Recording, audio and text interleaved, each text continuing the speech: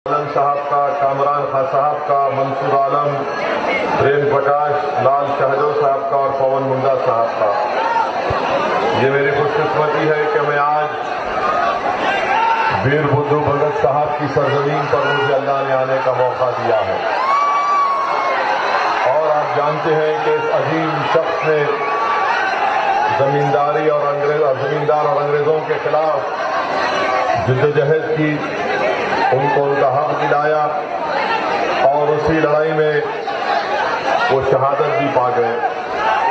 मैं आपको बताना चाहता हूं कि इस विधानसभा में अगर आप मजलिस के ताईद उम्मीदवार हमारे भाई को आप कामयाब करेंगे, जियो कुमार दहन साहब को, जिनका इंतखाबी निशान ऑटो रिक्शा है, तो मैं आपसे वादा करता हूं कि यहां पर इस विधानसभा में महिलाओं के लिए एक यूनिवर्सिटी और स्किल एजुकेशन सेंटर हमारे भाई जनाब जियो कुमार दहन साहब कायम करेंगे।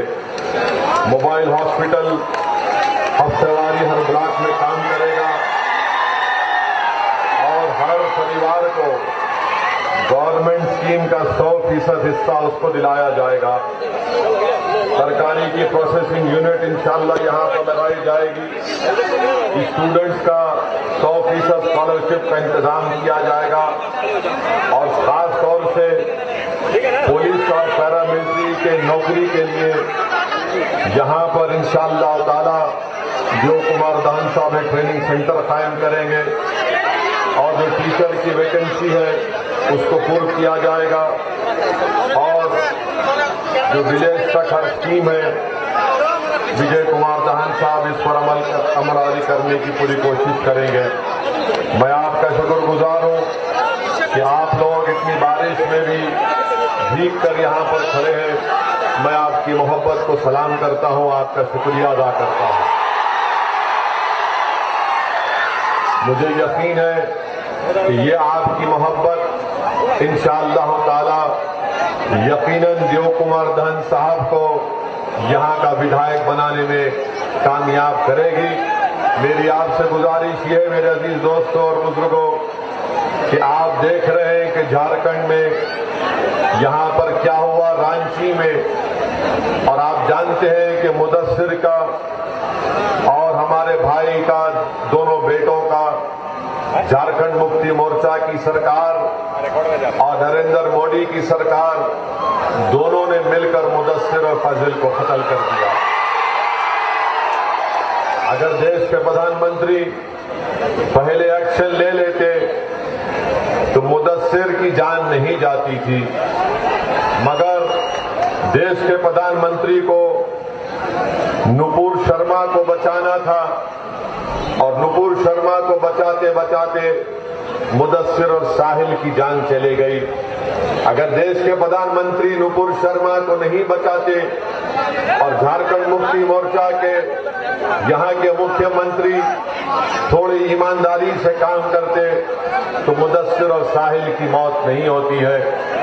मैं आज यहां पर खड़े होकर मुदस्सिर और साहिल के परिवार से इजहार हमदर्दी भी करता हूं और भाजपा और हेमंत सोरेन की सरकार से मुतालबा करता हूं कि वो इन परिवार से माफी मांगे और इन तमाम पुलिस के अहदेदार हो या जिस किसी ने भी मुदस्सिर और साहिल को गोली मारी उनको फौरन गिरफ्तार करने की जरूरत है। और मैं ये भी बताना चाहूंगा कि जिन्होंने इन बच्चों की जान ली, याद रखो हम वो हैं जिसको शायर ने कहा था कि नजर अल्लाह पर रखता है मुसलमान गयूर। मौत क्या शय है फक्त आलम माना का सफर, इन शहीदों की दीज अहले कलीसा से ना मांग, कद्र कीमत में है खून जिसका हरम से बढ़कर। मेरे अजीज दोस्तों और बुजुर्गों, देश के प्रधानमंत्री को समझना चाहिए कि जो नुपुर शर्मा ने अनाप शनाप बकाए, हर किसी का दिल इससे दुख हुआ है, तकलीफ हुई है और हम हर चीज बर्दाश्त कर सकते हैं, मगर रसूल अल्लाह सल्लल्लाहु अलैहि वसल्लम के खिलाफ अनाप शनाप अगर कोई बकेगा तो जाहिर है हम तमाम को तकलीफ होती है। हमारे लिए हमारे रसूल सल्लल्लाहु अलैहि वसल्लम एक इंसान के दिल की तरह है। आप हमारे जिस्म पर, हमारे उंगलियों पर, हमारे पैर पर, हमारे सर पर वार करिए, मगर आप हमारे दिल की तरफ आंख उठाकर भी नहीं देख सकते। ये आपने गलत किया। आप बताइए कि यही सरकार है। अगर आज असदुद्दीन ओवैसी देश के प्रधानमंत्री के खिलाफ अनाप शनाप अगर बोल देंगे तो मुझे रांची एयरपोर्ट से जाने नहीं दिया जाएगा। अगर मैं भाजपा और योगी या फिर आरएसएस के लोगों के खिलाफ कुछ अनाप शनाप कह दूं तो मुझे रोक दिया जाएगा। आखिर क्यों भाजपा नुपुर शर्मा को बचा रही है? आखिर क्या बात है नुपुर शर्मा में जो देश के प्रधानमंत्री उसका तहफ्फुज कर रहे हैं? हम भाजपा से इस बात का मुतालबा करते हैं कि नुपुर शर्मा को सिर्फ सस्पेंड करना सजा नहीं है, उसको गिरफ्तार करना और जेल को भिजाना तभी इंसाफ होगा। और मेरे अजीज दोस्तों और बुजुर्गों, इस विधानसभा से हमारे भाई दियो कुमार धन का मुकाबला भाजपा से है। मैं आज के इस जनसभा से न सिर्फ इस विधानसभा के नौजवानों से, युवाओं से, बल्कि झारखंड के युवाओं से और देश के युवाओं से कहना चाहूंगा कि देश के प्रधानमंत्री ने भारत के युवाओं को बहुत बड़ा धोखा दिया है। उनका मुकद्दर बेरोजगारी बनाकर रख दिया। वो नौजवान जो पिछले 2 साल से फौज में जाने की तैयारी कर रहा था, देश के प्रधानमंत्री ने उन युवाओं की जिंदगी से एक मजाक किया है। और आज आप देखते हैं कि जो पॉलिसी भाजपा ने बनाई है कि फौज में भर्ती के लिए, एयरफोर्स और नेवी में भर्ती के लिए देश के प्रधानमंत्री ने कहा कि 4 साल काम करो और 4 साल के बाद तुमको निकाल दिया जाएगा। देश के प्रधानमंत्री ये युवा जो फौज में जाते हैं वो इसलिए जाते हैं कि देश की सेवा करें। ये फौज में जो जाता है नौजवान, वो अपने लिए एक बाइज़ इज्जत समझता है, अपने लिए एक ऑनरेबल चीज उसको समझता है। वो फौज में जाकर देश की सुरक्षा करना चाहता है। मगर देश के प्रधानमंत्री ने क्या कर दिया? देश के प्रधानमंत्री ने कहा कि ये आपको कॉन्ट्रैक्ट के ऊपर लिया जाएगा, 4 साल काम करो और 4 साल के काम करने के बाद तुमको हम चौकीदार की नौकरी दे देंगे। आप बताइए कि कोई अगर फौज में जाता है, कोई एयरफोर्स में जाता है, नेवी में जाता है, तो कभी पाकिस्तान के फौज से आंख में आंख हमारा सिपाही कर लड़ाता है, तो कभी डिप्सांग और हॉट स्प्रिंग पर चीन की फौज से आंख में आंख मिलाता है।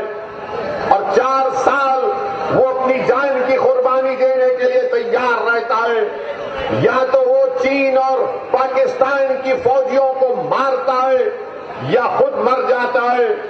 आज उन युवाओं को देश के प्रधानमंत्री भूल चुके हैं। भाजपा वालों, कहां गया तुम्हारी देशभक्ति?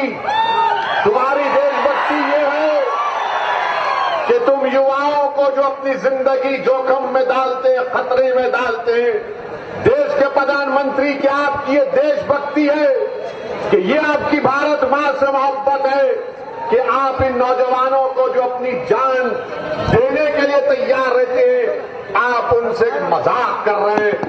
देश के प्रधानमंत्री को ये अग्निपथ की, अग्निवीर की पॉलिसी को वापस लेना पड़ेगा। भारत का युवा खामोश नहीं बैठेगा। प्रधानमंत्री याद रख लो, अब आप दिल फरेब झूठे वादे नहीं कर सकते। आप बताइए कि एक नौजवान 2 साल से तैयारी कर रहा है और अचानक भाजपा की सरकार कहती है कि सिर्फ 4 साल काम करेंगे, 22,000 तनख्वाह महाना मिलेगी। 28,000 मिलेगा और जब 4 साल के बाद उसको 11 लाख रुपए दे देंगे। देश के प्रधानमंत्री, आपको किसने अख्तियार दिया? कौन आपने इस तरह का फैसला आपने ले लिया जो देश की सुरक्षा से आप खिलवाड़ कर रहे हैं? देश के प्रधानमंत्री सुनो, चीन की फौज भारत की जमीन पर बैठी हुई है। पाकिस्तान से आतंकवादी आज भी हमारे देश में आते हैं।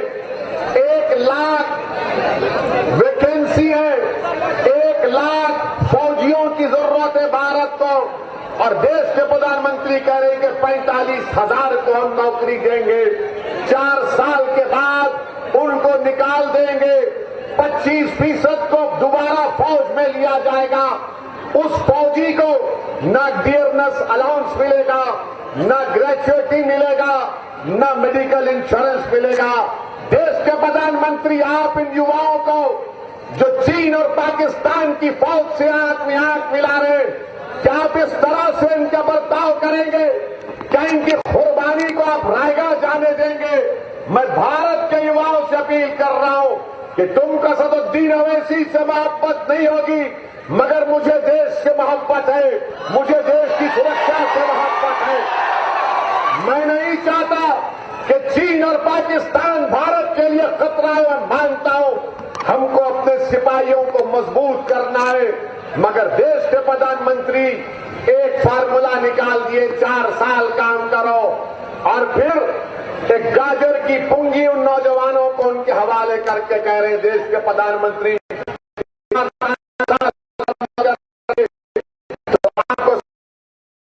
फोर्स में, सीआरपीएफ में, बीएसएफ में, सीआईएसएफ में, आईटीबीपी में दिया जाएगा। झूठ बोल रहे हैं देश के प्रधानमंत्री, झूठ कह रहे हैं। 2020 में सिर्फ 10,000 सेंट्रल पैरामिलिट्री फोर्स में नौकरियां दी गई। अगर 10% होगा तो 1,000 को नौकरी मिलेगी। देश के प्रधानमंत्री, झूठ बोलना बंद करो, देश की सुरक्षा करो।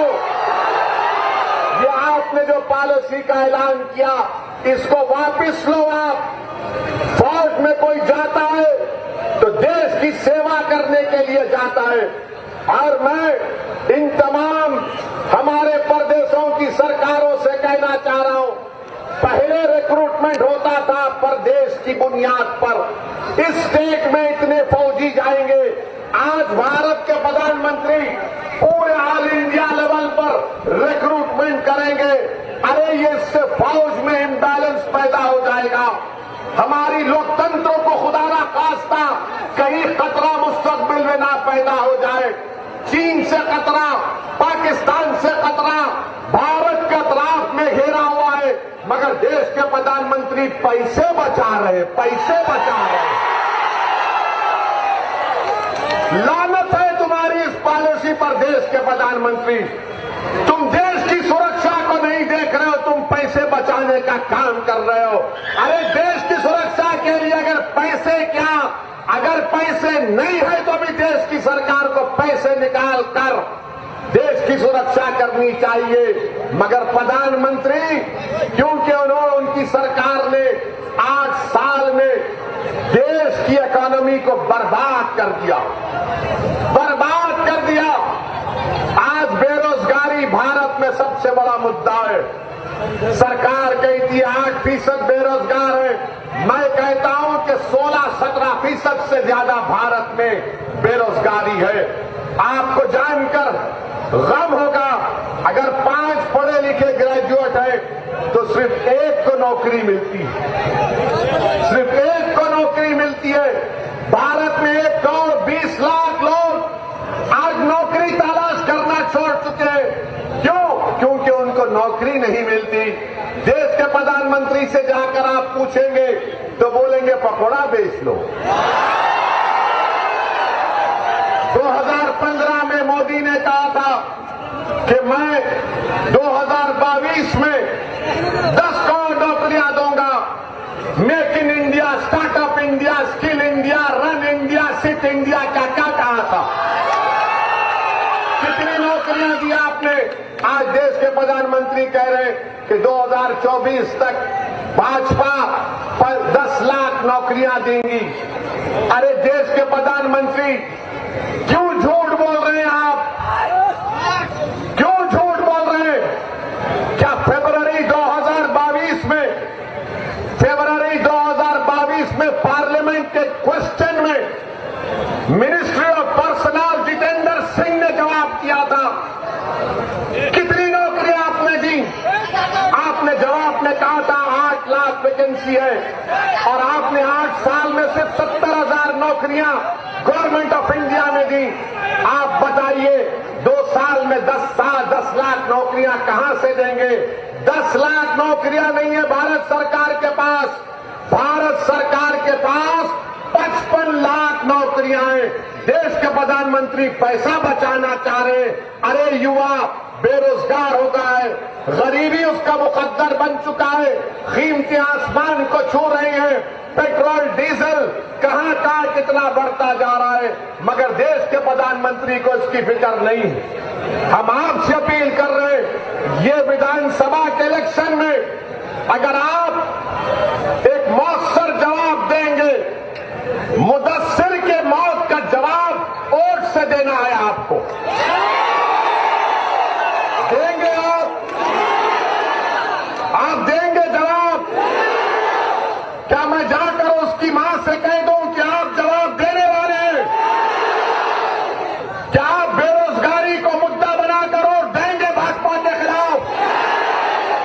क्या आप ये जो फौज की पॉलिसी है जिसमें देश की सुरक्षा को दांव पे लगा दिए भारत के प्रधानमंत्री, क्या आप उसके खिलाफ वोट देंगे? आप याद रखिए, जब आप वोट देंगे, भाजपा को हराएंगे यहां से, तो देश के प्रधानमंत्री को तब मालूम होगा कि अब चाय बेचने की बात अब मैं नहीं कर सकता।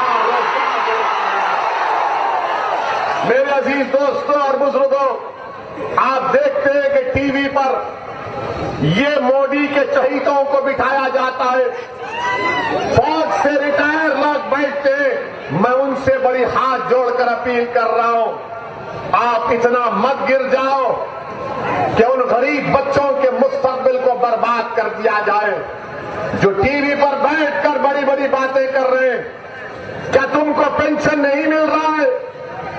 फौज से रिटायर हुए तुमको पेंशन मिलेगा। और ये जो गरीब परिवार के बच्चे, गांव के बच्चे, आदिवासियों के बच्चे जो फौज में जाते हैं, 17 साल मेहनत करते हैं ताकि उनको पेंशन मिले, अपनी जान को खतरे में डालते हैं ताकि उनको डियरनेस अलाउंस मिले, ग्रेचुइटी मिले और रिटायरमेंट के बाद मेडिकल उनको इंश्योरेंस मिले। ये टीवी पर बैठने वालों, तुम्हारा तो इंश्योरेंस है, तुम्हारा तो मेडिकल इंश्योरेंस है, मगर वो गरीब के बेटों का क्या होगा? मेरे अजीज दोस्तों और बुजुर्गों, ये गलत पॉलिसियां देश के प्रधानमंत्री कर रहे हैं। और आज आप देखते हैं कि भारत का नौजवान आज इनके गलत फैसलों की वजह से गुस्से में है, आक्रोश में। हम टीवी चैनल पर एक गए थे तो वहां पर मोहतरमा ने कहा, आप इसका खंडन करिए, मजम्मत करिए। बोले नहीं करेंगे। बोले ट्रेन जल गई, ट्रेन जल गई। ट्रेन क्या किसी पार्टी की होती है?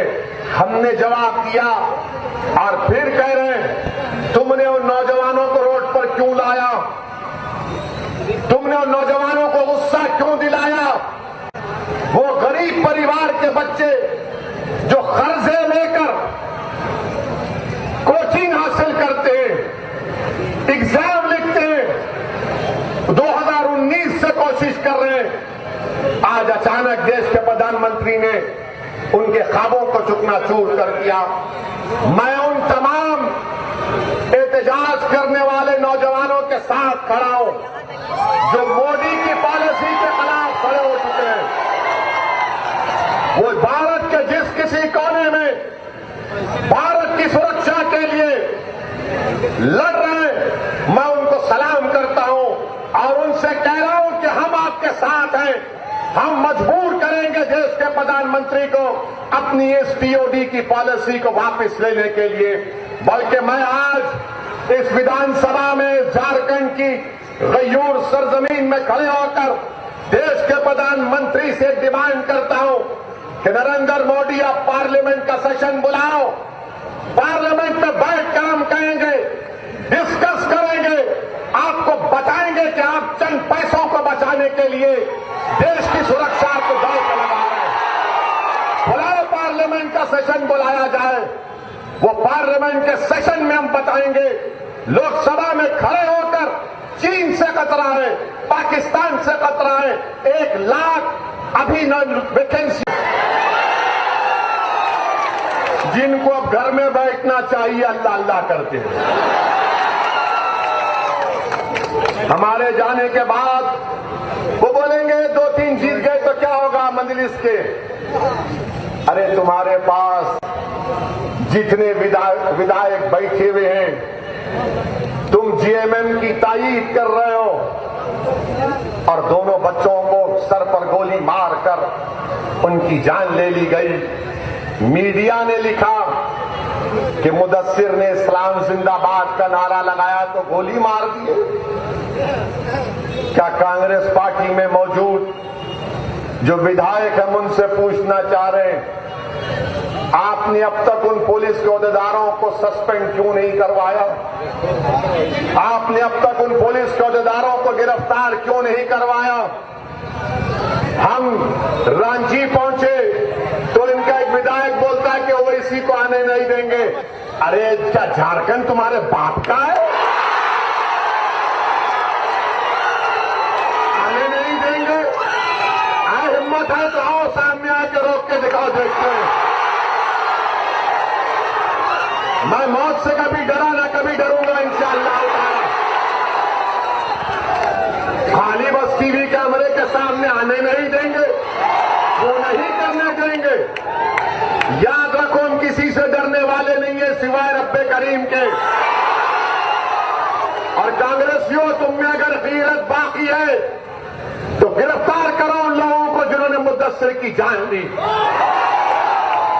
अगर इंसानियत जिंदा है तो बताओ तुम इंसाफ के लिए क्या करोगे। मगर आज हम आए हैं तो हमारे जाने के बाद ये शुरू कर देंगे, ओवैसी की बात में नहीं आना। ओवैसी जज्बाती तकरीर करता है। मैं जज्बाती नहीं, सच्चाई को बयान करता हूं और करता रहूंगा इंशाअल्लाह ताला। अब कांग्रेस पार्टी से कुछ होने वाला नहीं है।